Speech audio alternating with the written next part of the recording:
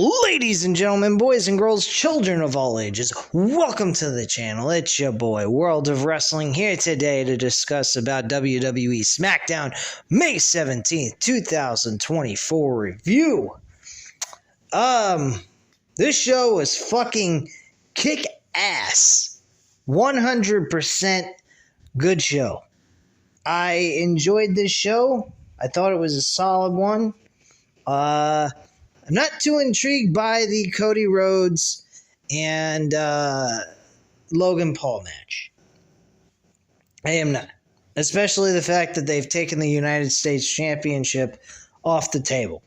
Now this to me makes absolutely no sense as to why Logan Paul would be getting a title shot for the WWE title. It is absolutely idiotic. I do not like the decision of taking the U.S. Championship off the table. I think Cody Rhodes should be a Grand Slam champion. I know it's kind of pushing Cody a little bit too much, but, I mean, granted, it is well worth doing. There was a bit of a standoff backstage in Nick Aldis's office, or outside of his office, between Logan Paul and LA Knight. I will admit that. So that is kind of a interesting little situation. I think that is telling that LA Knight will be going after the United States Championship, more than likely winning the U.S. Championship at SummerSlam this year. Just going a little bit off kilter here, I do want to mention to you guys that I will be doing NFL football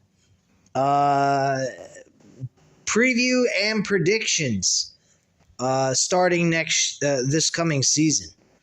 I will be doing that. I will be doing UFC. I will be doing boxing. This channel will be busy. I pretty much am going to do with football the same thing I do with the UFC and boxing. I'm going to give you guys, I'm going to say, predict what team's going to win, but then I'm also going to give you 4 picks out of each week that I think is going to win from each time frame, from the 1 o'clock game to the 4 o'clock games to the late night games on Sunday and Monday. I will also go over college football with you guys as well. For the important games like the top 25, I will pick about 2 or 3 from that as well. So I'm going to be pretty damn busy when the NFL football season starts along with college football. So you guys will be getting plenty of that. Canadian football, I'm not going to really go into that with you guys, as well as the UFL is almost over, so I'm not really going to cover those two. And there really isn't that many games per week anyway, so I'm just going to keep it with college football and the NFL during the fall and winter time. So I will go ahead and give you guys 4 picks from the NFL each week, along with 2 or 3 picks from college football that are important and that I think would be valuable to bet on. Excluding all of that, I am getting kind of excited about the football season starting. The bet's going to be coming in.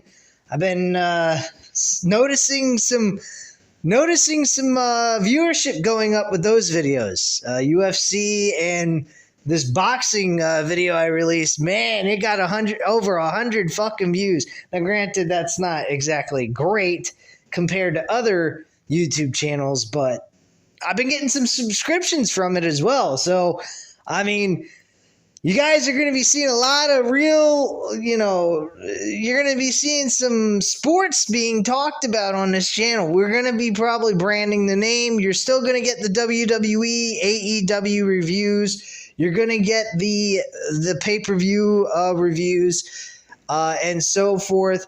So keep an eye out for all that. You guys that have been here since it's been wrestling, World of Wrestling, you will continue to keep getting that content guaranteed. That is not without standing.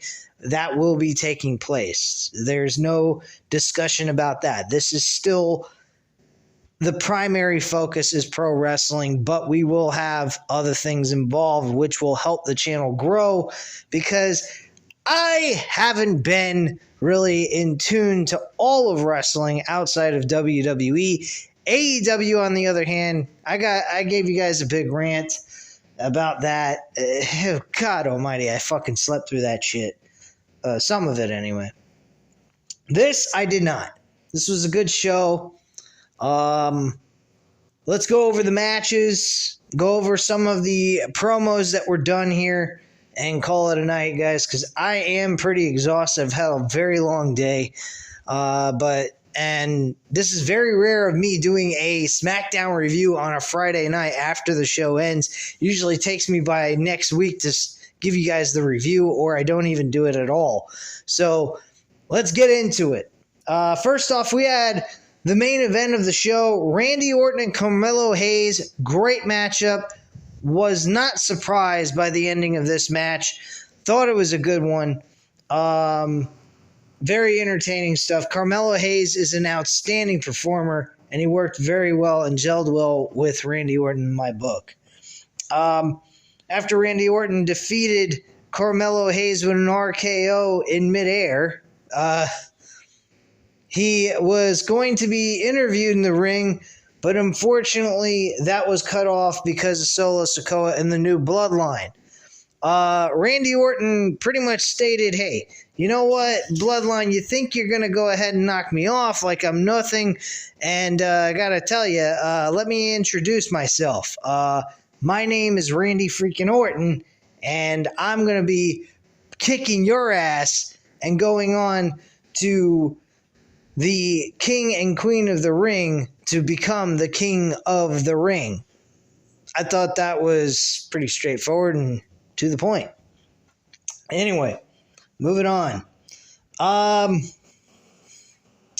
What else? I think that this showing here by Randy Orton was excellent. I think the women's match, we had Bianca Belair going up against Tiffany Stratton.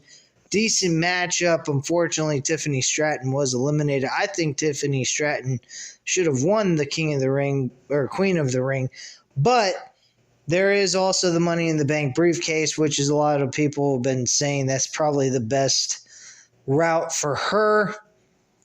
And that was a good matchup.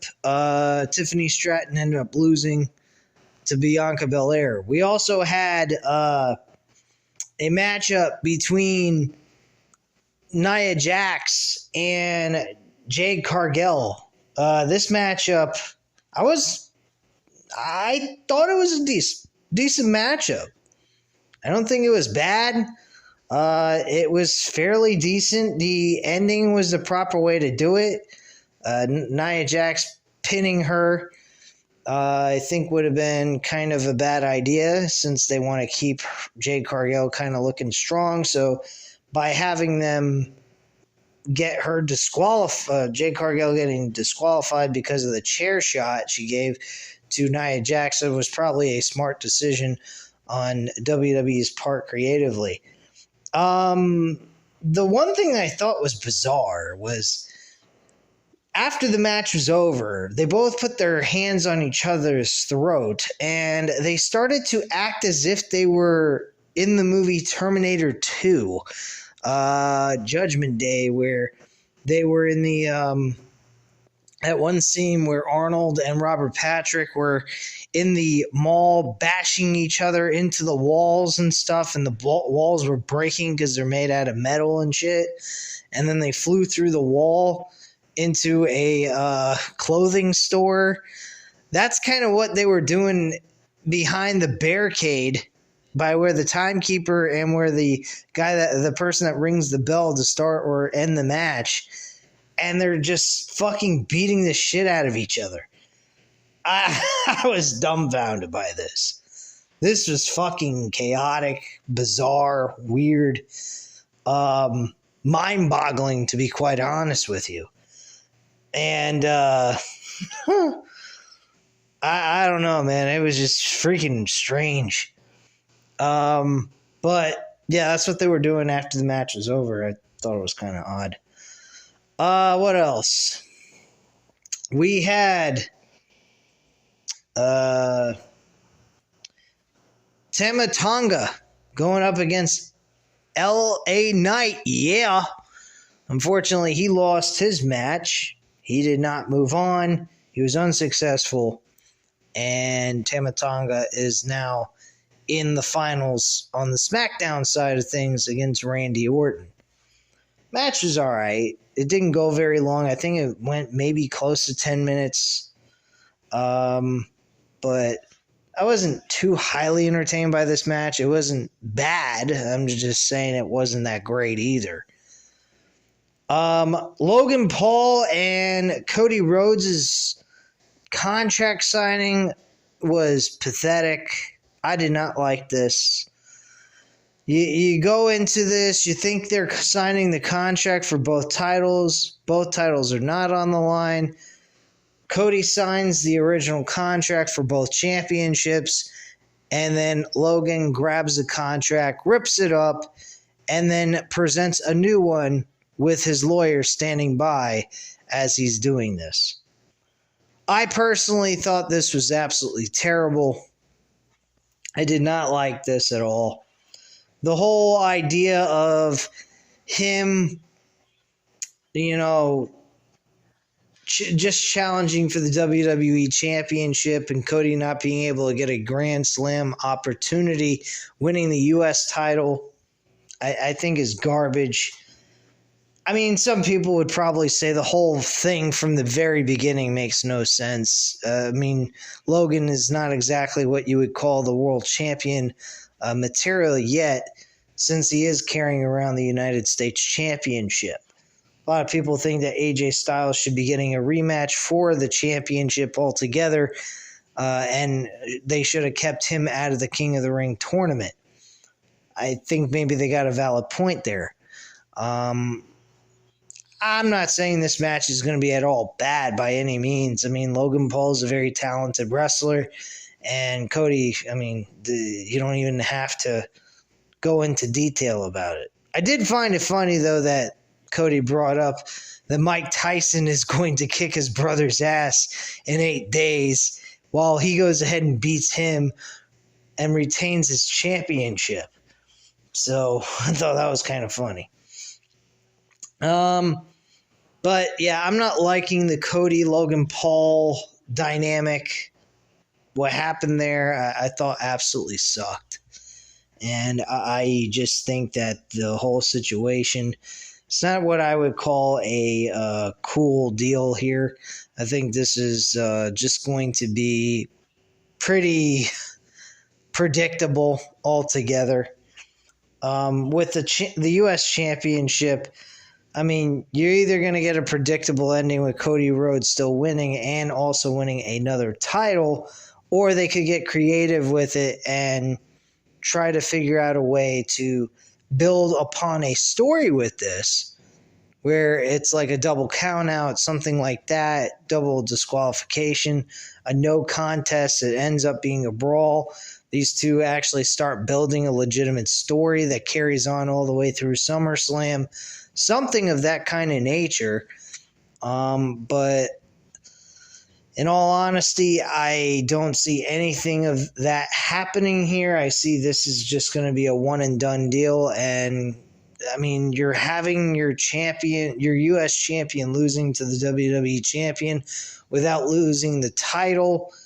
I think that makes it really fucking weak and pathetic, especially something of a major pay-per-view like this. King of the Ring has not taken place in a pay-per-view setting in God knows how long, since I think 2002. So it's been 22 years since the last time we had the legitimate King of the Ring. We just so happen to add the Queen of the Ring as well. I mean, this kind of blows, in my opinion, what they're doing with the world title and U.S. championship. So I'm not too keen on the idea, but I am glad to see that LA Knight was backstage kind of having an altercation with Logan Paul. Just a minor one, nothing major. Just kind of a little bit of a, conversation between the two, kind of hinting that we are going to get this match between these two guys. We finally get a legitimate champion. LA Knight deserves to be champion of some capacity. And LA Knight carrying around the United States Championship for right now would be a good idea until later on, where they could fit him in for a world title run at some point. So I kind of like that idea. AJ Styles was backstage. He was interviewed about his situation and where is he going to go from here. He's not quite sure. He's kind of lost at this point. He doesn't know what to do outside of talking to Nick Aldis next week in his office and seeing what Nick Aldis could do with him at this point, and what direction are they going to take him at this point in time. So that should be kind of interesting to see where that goes. I think AJ Styles might have a decent story coming out of this whole situation, where it's kind of a mid-card type of storyline development that we might be very much into. Johnny Gargano and Tommaso Ciampa won their match tonight, making them the number one contenders for the tag team titles. So that should be interesting. Maybe they'll actually win the tag team titles from Grayson Waller and Austin Theory, because from what I've seen, the WWE tag team titles on Smackdown are not being presented all that well. They might be nice looking championships that represent the WWE SmackDown tag team titles from back in the day during the original brand split, but they're not really doing a good job as champions defending those titles. So I can imagine them possibly just getting those titles off of them at some point once they actually defend them. That's one of the key things. They haven't defended them at all. I mean, fucking R-Truth and The Miz have been defending their tag team titles more than the WWE tag team champions on SmackDown. So go figure that one out. But yeah, really, that was pretty much the show in a nutshell. I do apologize, though, about the situation with Monday Night Raw. I really got busy this week. A lot of things were taking place, and things were kind of hectic this week with work and everything else and personal life and all that. So I really didn't have the opportunity to go over Monday Night Raw. So I tried to cover as much content as I told you guys I would this week, and I managed to get the majority of that content covered outside of Monday Night Raw. Raw was a good show. I will give them that. So, I mean, Gunther and Jey Uso are the final two in the Raw side of things. I really hope that Gunther actually wins his match against Jey Uso. I don't really want to see a Tama Tonga Jey Uso match in the finals of the King of the Ring tournament. I think that would be absolute garbage. I don't think that would be beneficial at all to anybody. I mean, they could easily tell this kind of story on Raw and have like Tama Tonga do something, or maybe somebody from the bloodline do something. But seeing these two actually compete in the King of the Ring tournament doesn't really suit me all so well. I'd rather see Gunther and Randy Orton in the finals. See the two compete in a 20-30 minute barn burner of a match and crown a King of the Ring that's going to actually evolve into a world champion. And of course, that would be Gunther doing that, not Randy Orton. Randy Orton doesn't need to win the King of the Ring tournament Would I like to see Randy Orton become a world champion at some point down the line? Yeah, actually, I kind of would. I think that would be kind of neat. I think he's been doing some really good stuff here on WWE, and I think he's definitely worthy enough to be a champion and get that run with the world title again. That's meaningful.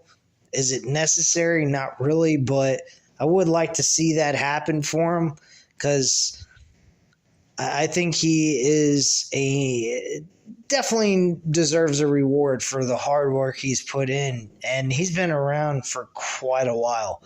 You had your John Cena's, you had your Edges, you had all that shit from the Ruthless Aggression era, and Randy Orton is the one guy that has remained. Batista's another one. Those were your top 4 guys in the Ruthless Aggression era, along with Undertaker, but he's been in a lot of different eras, from the WWF Golden Ages to the Attitude Era to Ruthless Aggression era to the regular PG era. So, I mean, he's been in all different eras. So, I mean, he doesn't really count, but because he's been in every era.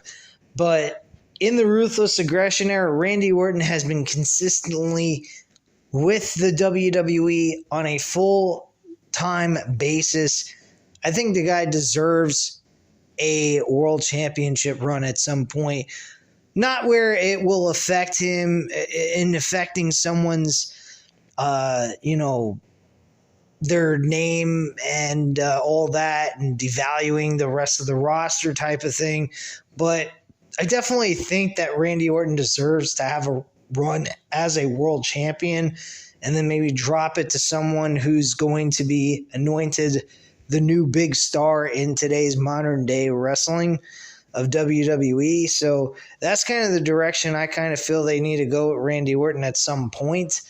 But I mean, right now he's been involved in some good matches. He's developed an ally with Kevin Owens. He's kind of out at this point in time. I don't know if it's a real legitimate injury or just storyline injury that they did at France for Backlash, but I think that Randy Orton has been doing an outstanding job here, and I hope he continues to do the good work and eventually down the line maybe get rewarded a world championship opportunity and win it, and eventually drop it to someone who deserves it, or like a WrestleMania or something. But that's pretty much all I have to say at this time. I greatly appreciate you guys tuning in for this video. If you enjoyed listening to this video, by all means, go ahead, hit the like button if you liked the video, hit the subscribe button if you're not already subscribed to the channel, and leave a comment down below. I'll definitely get back to you on that. Thank you guys very much for watching, and have a great night, guys. Bye.